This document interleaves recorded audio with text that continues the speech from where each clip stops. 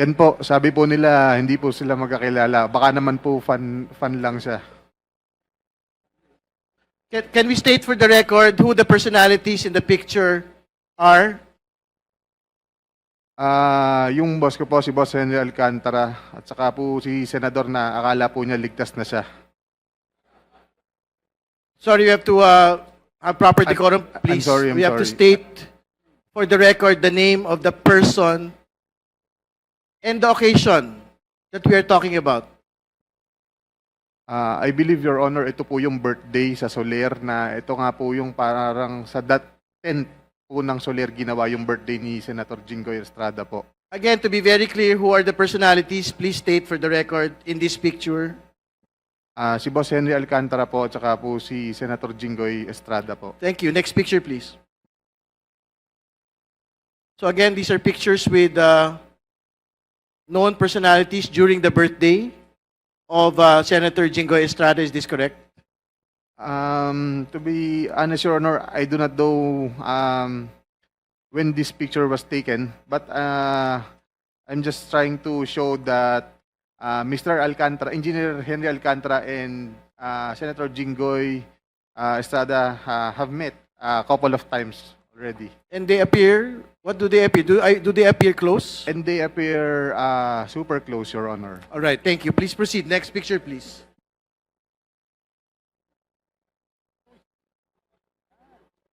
So what is the context of this picture for the benefit of people that are looking? Can you describe who had taken this picture and kindly explain the context, please? Kung maalala ko po, ako po ang nagpicture nito. Kasi dyan lang po ako nakakita ng ganyan karaming pera. First time ko po yan. Kaya pinicturean ko, natuwa po ako. And po, that's for inaayos po ni boss yan. Mr. For- Chair, sino yung taong yun na naka-blue? Can you state for the record, sino po yung napicturean na nakatayo sa harap po ng mga pera? Yung half body po, si Boss Henry Alcantara ko po yan. Okay. Kanino binigay ang pera, Mr. Chair? Kanino binigay ang perang yan? Hindi, sorry. Sige, pakikwento po muna yung, what is the context of this picture? Yan po, ang context po niyan is, kung makikita niyo po, magkakahiwalay po yung pera. May mga designated person po na pagbibigyan yan, Your Honor. So, Can he name them kung sino pagbibigyan ng mga perang yan? I'm sorry, Your Honor. sino po daw yung pagbibigyan ng mga pera po na yan, supposedly? Ito na nga po yung sinasabi ni boss na sa mga... Alright, next picture, please. Chair. Pwede lang po maklarify saan ang lugar at anong date ng picture na yan. Saan daw po yung lugar at saan yung date? Sa office po namin yan, sa Bulacan First District Engineering Office. Okay, napakalinaw po. May limpak-limpak na salapi sa district office mismo. Kailan? No? At kailan? I believe mga 2022 po or 2023 yan. Alright. Something like Chair, that. meron namang mga paraan para ma-determine yung precise Yeah. date. Diba? I think we will get metadata the Impor- metadata of Yes, this importante for po yun. submission. At Yes. to clarify, pasensya na po, to clarify lang po, normal po ba sa opisina ng gobyerno, ng DPWH, na merong ganyang piles of cash sa mga transaksyon ng gobyerno? Please Sa mga respond. regular na transaksyon ng gobyerno? Please respond, Mr. Engineer Hernandez, please. All right. Just answer, please. Then Sa office- we will proceed. Sa office po namin, normal po yan. Okay, next picture, please. Mr. Chair, just to clarify, Mr. Chair, Okay, Congressman Pakita nga Sutay. isang picture po. kay Engineer Bryce, yung on the lower right portion ng picture. Can we go back to the Pakibalik picture? daw po. Yan, may papel, yung bond paper. Opo. Yung bond paper sa may nakasulat. Yan. Ano yan? Rundown ng project ba yan? Yes, Your Honor. Mr. Chair, mayroon akong tanong kanina. All right. Sinabi niya, Next picture, please. sinabi niya na mayroong nakatoka na tatanggap niyan. Gusto kong malaman kung sino ang mga taong dapat tumanggap niyan. Alam niya eh. Your Honor, hindi ko po alam kung sino, basta kami po, inuutusan lang po na ayusin yung mga pera. Itong amount na to para sa ganito, ihanda mo dyan, may pagbibigyan yan. Ganun lang po, sinesegregate po namin yung mga pera. Yun lang po. And the rest, kagaya nga po ng sabi ko, is ang Yan, politiko look po, at that. ang politiko or yung proponent po, si Boss Henry lang po ang kausap. Okay, Ano next yan? picture. Mr. Chair, para ba yan sa project? Next picture. Can we explain? Mr. Chair, Well, para Congressman ba yan sa Abante. project o sa tao? Bibigay ba yan sa tao o para sa project yan? Yes. Please respond. As far as my knowledge is concerned, ibibigay po yan sa tao. Yung nga pong tinatawag na proponent, nakausap niya. For that particular picture, alam po ba natin kung sino ang pagbibigyan? To be honest, Your Honor, hindi ko po matandaan na. Kasi Alright. that's way back a couple of years ago na. Okay, this is a next picture with another set of piles of cash. Ano po yung context nitong litrato pong ito? Ito po, kung ipinakita nyo, yung nakita po na pinakaunang pictures na marami pong tao, this is the same exact place. So, ibig ko pong sabihin dito, sa tambayan po namin yan eh. So, yan po yung, dyan po pine-prepare yung mga pera na for delivery with regard sa mga proponent na kausap ni Boss Henry Alcantara. Ano po yung ibig sabihin ng tambayan? Is this within the building of Bulacan First or is it a different area? No, private resident po siya na nilagyan po ng bilyaran para we can hang out after office hours, ganun po. Within the vicinity of the of our office. Sino po yung rinenta ba yan o binili o merong may-ari niyan? Yes po, meron pong alam ko po kaibigan po ni Boss Henry Alcantara ang may-ari niyan. Alright. Pero hindi po, first, to be clear, hindi po ito sa building ng Bulacan First. Yes po, hindi po 'yan sa building ng DPWH. At hindi naman din ho si D. Alcantara ang may-ari, ibang tao. Hindi po, Chair. hindi po si Boss Henry. Alright. Mr. Chair, gusto Congressman ko Benny, please. tanungin si Engineer Alcantara tungkol sa mga bagay na yan, kung ina-accept niya o dinideny niya.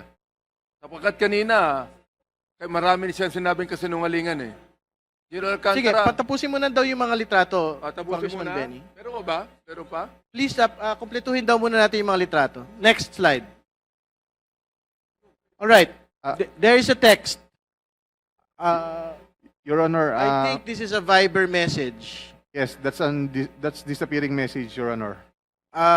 Can you read, Engineer Bryce, the name of the person that is there, that is stated in the Viber message, and the content of the message, please? Your Honor, if may I recommend Engineer JP Mendoza to read the actual message because he's the one who took the photos personally from our Boss Henry Alcantara. Alright. Sige po, pakibasa na lang po. This is the final slide. Good afternoon, Your Honor. Before I proceed, kagaya rin po sana ng request ni Engineer Bryce kanina dahil medyo maselan po itong conversation na to, baka pwedeng mag-request din po sana ako ng security kung sakali. Yes po. The committee commits to the safety and security of the witnesses and these persons who are here, who are committed to the truth, no? So the same will be granted to Engineer Mendoza. You may proceed. Thank you, sir.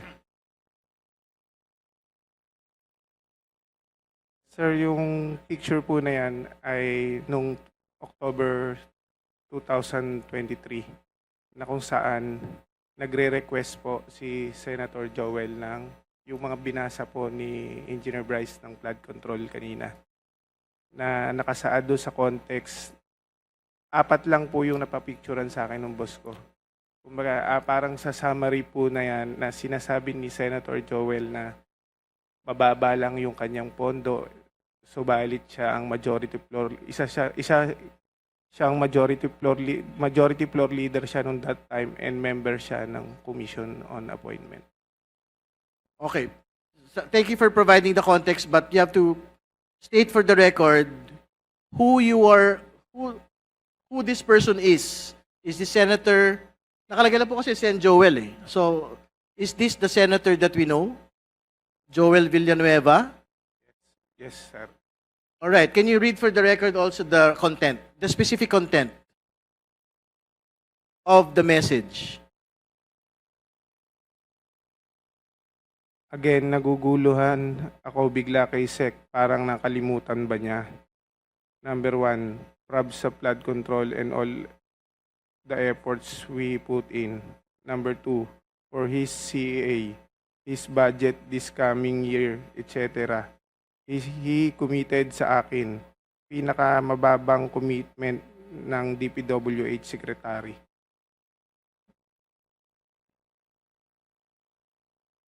All right.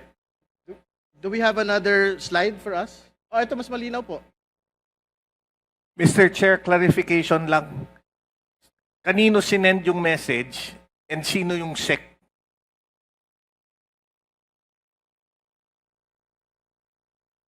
When dun sa message, you're referring to a SEC. Sino yung SEC? Secretary Manny Bunoan po. Okay? Kanino sinend yung message na yan? Kay Boss Henry po.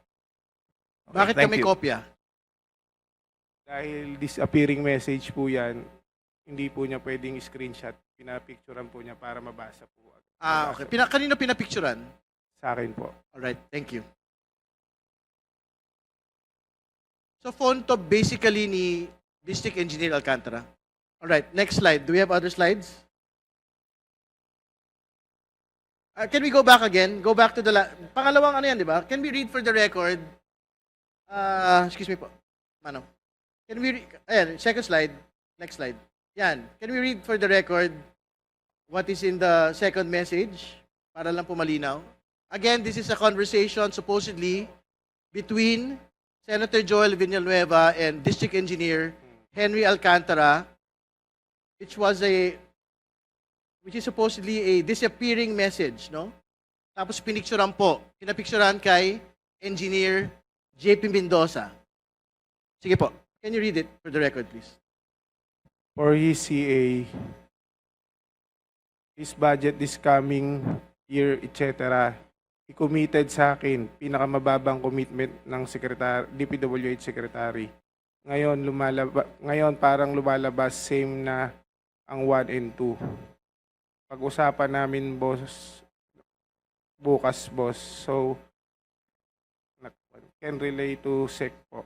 Okay. All right. Thank you. Next slide. This is another slide which is the same context. All right. Sige po. Just read it for the record. This is another slide. Conversation between Senator Joel and District Engineer Henry Alcantara, taken by Engineer JP Mendoza. Sige po. Yes, boss. See you po bukas 6 p.m. sa GIL. Majority leader tayo, hindi kong or just one CA member. Yes, boss, I will. All right. That is clear. Next slide, please. May atraso DPWH sa Sorry, akin. I have to provide the context. Again, this is another screenshot. This is the fourth picture. Conversation between Senator Joel Villanueva and District Engineer Henry Alcantara. Picture taken by Engineer JP Mendoza. Please proceed with reading the contents. May atraso DPWH sa akin. So if he treats me na isa lang issue, he's not respecting me.